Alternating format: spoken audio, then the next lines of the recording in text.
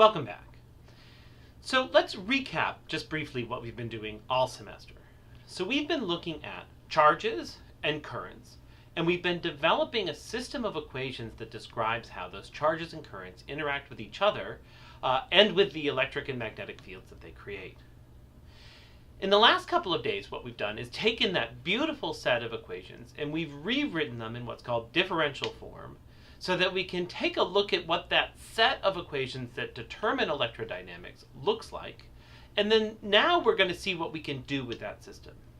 In fact, today we're going to embark on what I think is one of the most exciting parts of electrodynamics, and that is taking a look at this system of equations, Maxwell's equations, and seeing if we can learn something about the fundamental world from it. And that starts by taking the system and seeing if it has electromagnetic waves. So, we've derived this set of Maxwell's equations, which are actually four different vector equations, right? The two on the left-hand side are the divergence equations, which are the divergence of the electric field and the divergence of the magnetic field.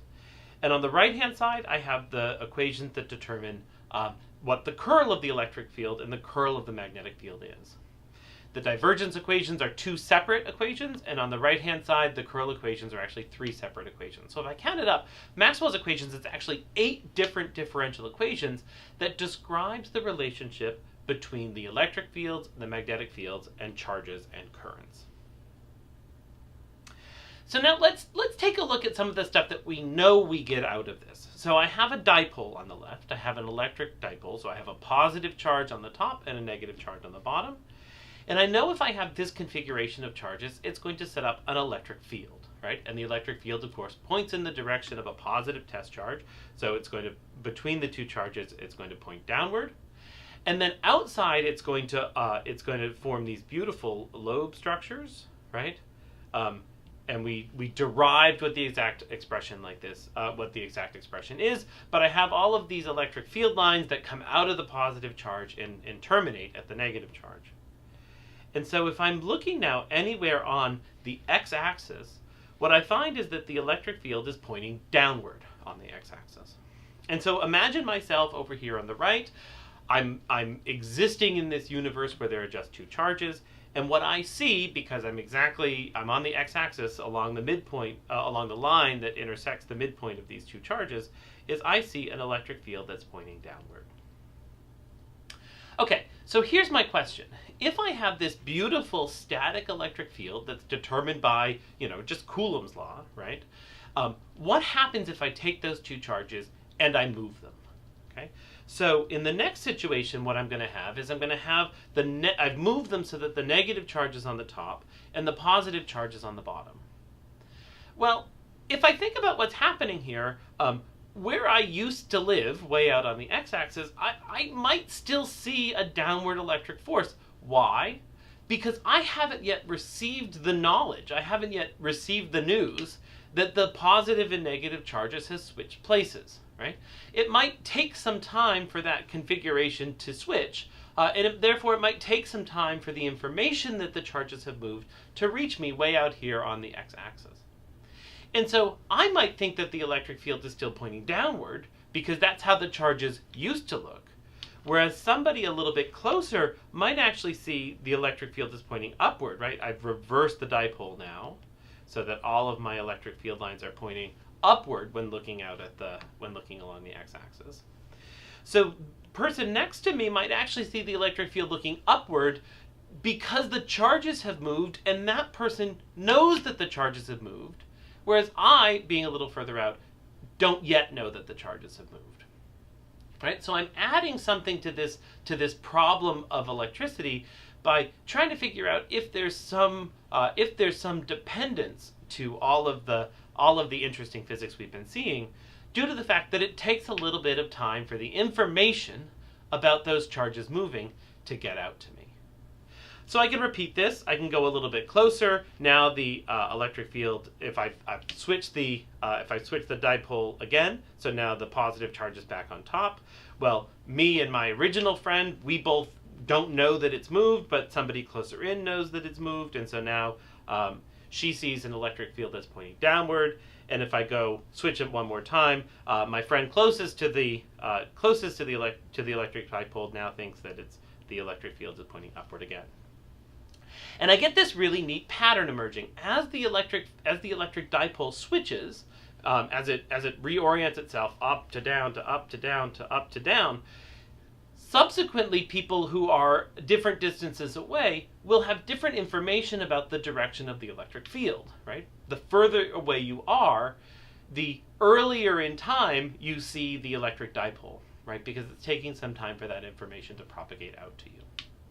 And in this very simplified picture, what I already see by looking at, well, who knows about the electric dipole at which time, is I see this pattern emerging where the electric field is up and then down and then up and then down.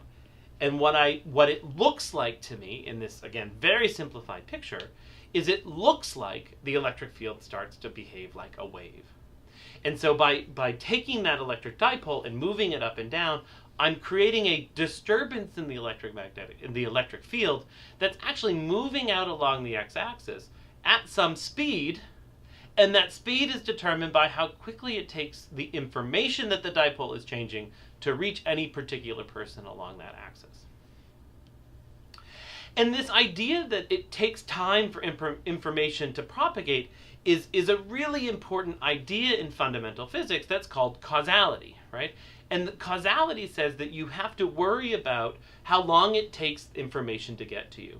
And if you're too far away from something to know that it's changed, then you don't actually know that it's changed, right? And this pops up in all sorts of interesting scientific paradoxes that you probably heard about. What happens if the sun explodes? Do you know about it right away, or do you not know about it for a little while?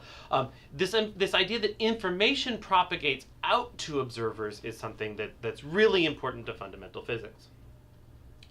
And if this story that I've been telling you about the electric field, this disturbance in the electric field behaving like a wave, if that story is true, then that must mean that Maxwell's equations encode the information about causality. And so now that we have this hope, or we have this picture of the finite speed of propagation of information, if I really think that, or if I want to see this exhibit itself in the mathematics, I have to go back to Maxwell's equations and search for electromagnetic waves inside of Maxwell's equations. Because if they aren't in the equations, then then Maxwell's equations don't obey this principle of causality. And so now I have to take a little bit of time and go back to the differential form of Maxwell's equations and find out if wave solutions actually exist in them. And we're going to do this in 2 days, right? So today I'm going to show you a vector identity, and then we're going to see if there are electromagnetic waves in a simplified case. And then next time we're going to look at electromagnetic waves in a more general way. So to start with, I need to tell you about a mathematical property of vectors, something called the triple product. Now this is derived in all of your textbooks, and it's something that you're totally capable of deriving on your own. For the sake of what we're doing right now, I just want to tell you what the triple product means. If I take the curl of a vector field, I can actually take that curl of a curl and I can rewrite it in somewhat simpler differential operators. That is, I can rewrite it as the gradient of the divergence of the vector field minus the Laplacian of the vector field. And it's worth taking just a second and reminding ourselves that when I see a Laplacian, I think about that as being two different vector operators. And therefore, usually I see vector operators acting on scalars. Well, here I see the Laplacian acting on a vector. And what that means is that the Laplacian actually distributes into the vector, and therefore I'm taking the Laplacian of each of the terms of the vector, right? So I'm taking the Laplacian of the x component, the Laplacian of the y component, and the Laplacian of the z component.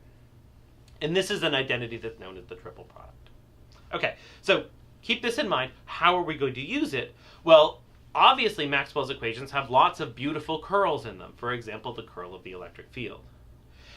So if I take the curl of the electric field and I say, well, I know this neat identity about the triple product, what happens if I take the curl of the curl of the electric field. Well, on the right-hand side, I know that the spatial differential operators commute with the time differential operators, and so I can write this as minus d by dt of the curl of B, right? And now you can kind of see how this is going to be fun, because I've taken the curl of E, and now on the right-hand side, I have the curl of B, right? Well, I have another one of Maxwell's equations to help me with that, right? Because I know that the curl of B is given by some combination of J and d by dt of the electric field. Let me write it out. So on the left-hand side, I have the curl of E is equal to minus d by dt of, now the curl of B is mu naught J plus mu naught epsilon naught d by dt of the electric field. Okay? Now, before I go any further, let's plug in our triple product identity. So I'm just going to replace the left-hand side now with the triple product identity, which is that the gradient of the divergence of E minus the Laplacian of E is equal to the thing that we had on the right-hand side. Okay, now this still looks a little bit messy, so but let's remember that the expression that I've written here is totally general, right? So this expression is Maxwell's equations in its fullest form, where I still have charges and currents around. If I want to look at a more simplified scenario, I might take Maxwell's equations and so-called bring them off source. That is, put them in a vacuum where there are no charges and currents. And when there are no charges and currents, well, I know that the divergence of E, which is just rho, is going to be 0 because rho is equal to 0, as well as the current density being 0. And now I've gotten rid of two of what actually looked like the hardest terms in this expression. And what I'm left with is well, the two minus signs can both be turned into positive signs. I'm left with the equation that says that the Laplacian of E is equal to mu naught epsilon naught times the second derivative of E with respect to t. Now, it's important to pause here, because what just happened was something that's really remarkable. If you've remembered from your calculus classes or perhaps from other physics courses, something very special happens when I get to a differential equation that relates a second derivative in space with a second derivative in time, right? And so if those two things are proportional to each other, that particular differential equation has a very special form. It's called a wave equation, right? And so because I have already, just in this little bit of algebra that I've done here, shown that the electric field obeys a wave equation, I'm already most of the way to realizing that this guess about Maxwell's equations encoding causality actually turns out to be true, right? There actually seem to be waves in electricity and magnetism that come from Maxwell's equations. And this is really remarkable because when we derived Maxwell's equations, we did it by looking at static sources, right? We did Coulomb's law, we did Faraday's law, we had stationary currents. All of that came from stuff that we measured in the laboratory. I put all of that together, I get this system of differential equations, and I do a little manipulation on it, literally one page of manipulation, and I get out a wave equation. And the wave equation makes me think, man, this theory, this electromagnetic theory, is actually something that encodes causality, right? It actually encodes all of that neat information about the propagation of information. And that equation is actually a vector equation, right? Because I have the Laplacian of a vector, that's 3 components, which is the Laplacian of each term. And on the right-hand side, I have the second derivative of the vector field, which is just the second derivative of each of the 3 components. And so the wave equation that I get for the electric field is actually 3 different wave equations. One for the x component of the electric field, one for the y component of the electric field, and one for the z component of the electric field. Now, these are all the same equations, and so really I can just solve one of them, and then I know what the general solution is. So let me do it for the x component. Well, on the left-hand side, I have the second derivative with respect to space, right? I have the Laplacian, and on the right-hand side, I have the second derivative with respect to time.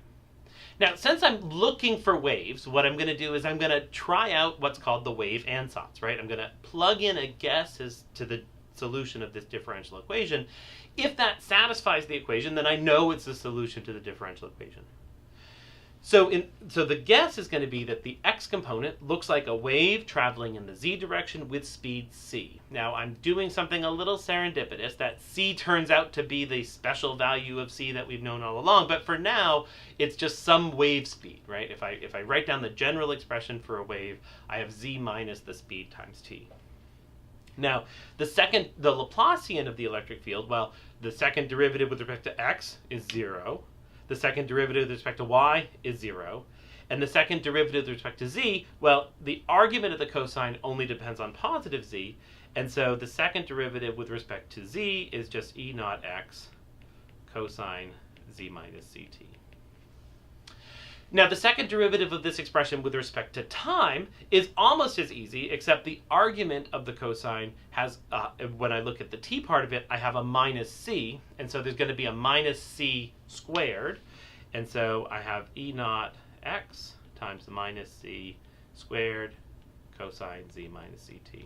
I know, the excitement is building because now, just in looking at this, I know when I plug the left-hand side in and the right-hand side in, I'm going to get a lot of terms that immediately cancel. The amplitude cancels, right? And so that means that the amplitude is a free parameter in this theory, right? The amplitude of the wave can be anything you want it to be. And the cosines cancel, right? And so I'm now left with this very simple expression. And I've shown that so long as the value of c, that is, so long as the wave speed is equal to 1 over the square root of mu naught epsilon naught, then my wave ansatz is a solution to the differential equation. Therefore, waves exist in Maxwell's equations, and if the wave is traveling in the z direction, right, then the x component is just e naught x cosine z minus ct, where the amplitude can be anything you want it to be, but the speed of the wave is related to the constants mu naught and epsilon naught. And I have to take another second and say, well, how did we measure mu naught? We used a current balance, right? We do things in electrostatics to measure epsilon naught. How do we measure mu naught? Well, we do things in magnetostatics. We look at Faraday's law, or we look at the Lorentz force, right? Mu naught and epsilon naught are things that exist in electrostatics, but when I combine them, I get something that tells me about the speed of propagation of electromagnetic waves. And in fact, what I get out is exactly the later to be talked about experimentally measured speed of light. And I also have to mention that this is going to be then the solution to any of these differential equations, right? In principle, I could do the same thing for the y equation and the same thing for the z equation, but I can't forget that electromagnetism is electromagnetism, and therefore all of Maxwell's equations have to be imposed on this system. And when I look at the z component, well, now I have another constraint, because the divergence of E is equal to 0. And in our case, what that means is that the derivative of Ez with respect to z has to be equal to 0, right? Because rho is 0, which tells me that the z component of the electric field is now special. So even though the z component looks like a wave equation, there's an extra constraint that comes from Maxwell's equations that tells me that the z component can't be a wave. But of course, that's the direction of propagation of the wave, right? So when I'm done, what I find is that I have this beautiful wave equation, and there's an x component and there's a y component, but there is no z component because z is the direction in which the wave is traveling. And so in addition to just in this simplified model, I found not only are there wave solutions, but I found out that there is no component of the field in the direction of propagation of the wave, and therefore it's a totally transverse wave.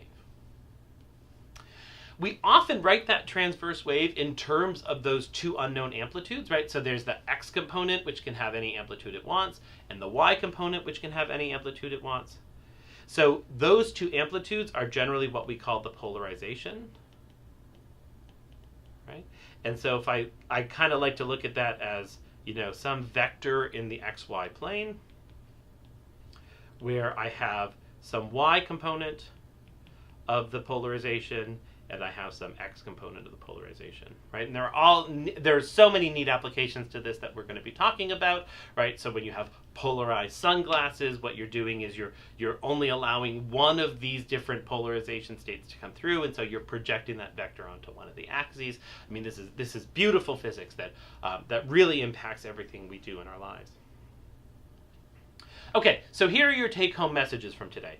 First, Maxwell's equations have wave solutions. We've shown it, right? And those wave solutions tell us that Maxwell's equations are causal, right? They allow information to propagate at some finite speed, which we will later say is going to be the speed of light. And we've also found out the very important conclusion that in this system, when I have a wave in the electric field, there is no component of the wave in the direction of the propagation of the wave, right? And so where I thought I would have 3 unknown amplitudes, I actually only have 2 unknown amplitudes because one of those directions is constrained by Maxwell's equation.